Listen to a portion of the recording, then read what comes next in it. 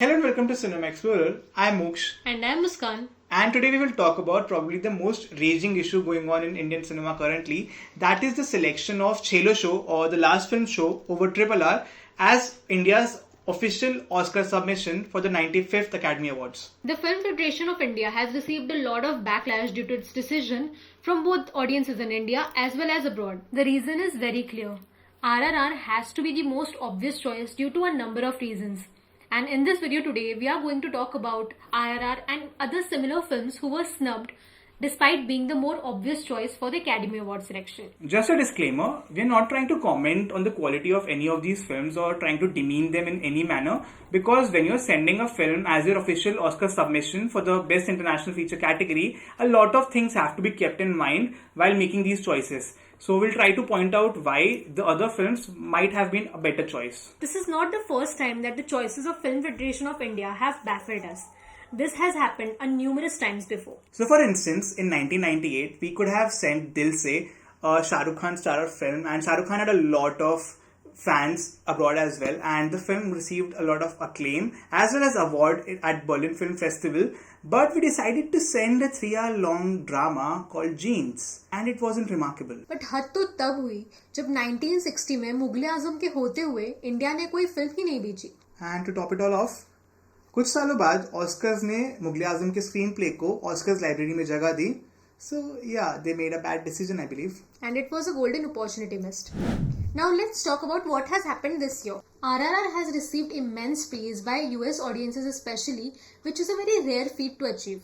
And especially for a South Indian film, because we have a lot of stigma around those films that they defy logic, they defy physics, and there is nothing worthwhile seeing in them. But RRR has proven wrong everybody in India as well as in abroad. It has not only gained a lot of popularity in India and in US, but also changed the perception of foreign audiences towards Indian cinema and the kind of films that we can make. One of the major reasons why RRR has been such a success in US specifically could be the saturation of spectacles made there. Because the Batman and Top Gun Maverick have been great successes, but other than that, all other big budget blockbusters, they have something very similar. They feel very similar in tonality, and RRR just came along and it was so wild, so free and so big that they fell in love with it. In case you're wondering that why do we keep bringing up the US audience, that is because the majority of voters' body is audience from US. Another aspect that could have played a big part is that during the Hollywood Critics Association's mid-season awards, RRR was nominated in Best Film category. So that's a big achievement for a film from India. And yeah, that is another reason why RRR was a perfect choice, I believe. Moreover, it was nominated alongside Top Gun Maverick, Everything Everywhere, Batman, Chacha Real Smooth, and so many other films that are just considered big for this award season. Everything Everywhere will definitely get a nomination at the Oscars, and Top Gun Maverick might also have a good chance. So yeah, they missed a golden opportunity by not sending RRR. So we have been talking about why RRR could have been a good choice, but I think we should also talk about Chhelo Show, which was a film that was actually chosen, and why it's not a good choice. So first of all, US audiences do not know much about this film. And the second reason, which I believe to be the bigger problem, is that it has thematic similarities with Cinema Paradiso, a film which was earlier submitted by Italy and also won this category. And Academy does not like that. If there is one thing that Academy does not approve of is lack of originality, and that is the biggest problem here. So talking about lack of originality, I think we should also talk about the decision to send Gully Boy to Oscars in 2019 over any other film, I believe. A film that could have been clearly the most obvious choice was Tumbbad. It was a horror film that was so well praised by audiences in India and abroad that it was compared to big films like Pan's Labyrinth and other great horror films. And I think one thing that shone in that film was the originality and the fact that it was deeply rooted in our own mythology and the atmospheric world that they were able to create. From cinematography to acting to the screenplay, it was really an achievement in filmmaking. The film which was actually chosen over Tumbbad, Gully Boy, was very similar to 8 Mile starring Eminem, and I don't think that it had any kind of chance of getting nominated right from the start. Another film which was horribly snubbed in 2013 was The Lunchbox. The film chosen over it was The Good Road, a random Gujarati film which I think is becoming a pattern, I guess. It actually is becoming a pattern, and the reason why we're talking about this snub is because the Lunchbox premiered at Cannes Film Festival, and it also starred Irfan Khan.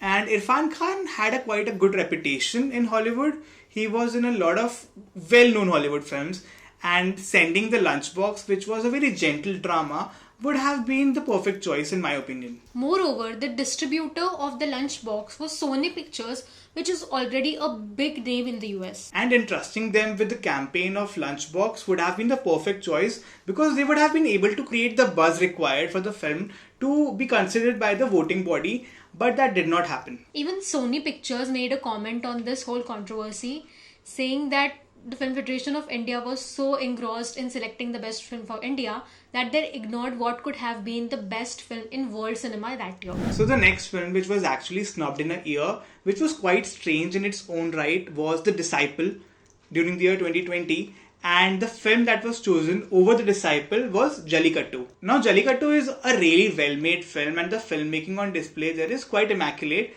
but I think there were other reasons why The Disciple would have been the better choice. The Disciple premiered at Venice Film Festival and won the Best Screenplay Award. And the fun fact here is that Venice Film Festival does not give away Best Screenplay Awards every year. So this is a special category that they only give to those films which they deemed worthy enough to win. So I think it was a baffling choice. They chose Jallikattu. The biggest reason why The Disciple could have been a really good choice was that the executive producer of the film was Alfonso Cuarón. An Academy Award winner and an Academy darling, if I must say.